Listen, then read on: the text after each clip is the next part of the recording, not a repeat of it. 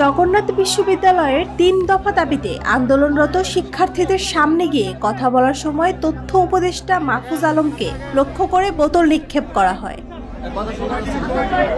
রাজধানীর কাকরাইল মোড়ে অবস্থান করে আন্দোলন করছিল জগন্নাথ বিশ্ববিদ্যালয়ের শিক্ষার্থীরা। বুধবার রাত ১০টার পর সেখানে গিয়ে কথা বলেন তথ্য উপদেষ্টা। আন্দোলনরত শিক্ষার্থীদের উদ্দেশ্যে কথা বলতে থাকেন তিনি। তখনই এক পর্যায়ে তাকে উদ্দেশ্য করে একটি বোতল ছুঁড়ে মারা হয়। এরপর আর কথা না বলে সেখান থেকে চলে আসেন তিনি। জগন্নাথ বিশ্ববিদ্যালয়ের শিক্ষার্থীরা যে দাবি নিয়ে এসেছিলেন, গতকালকে রাতে আমার সাথে কথা হয়েছিল যে আমরা আজকে রাত্রে বসবো। আরেকটা কথা হয়েছিল যে আগামী কালকে শিক্ষা উপদেষ্টার সাথে কথা হবে।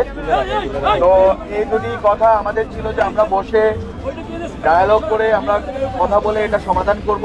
এর প্রায় ১৫ মিনিট পর আন্দোলনরত শিক্ষার্থীদের থেকে কিছুটা দূরে গিয়ে সাংবাদিকদের সঙ্গে কথা বলেন তথ্য উপদেষ্টা মাহফুজ আলম।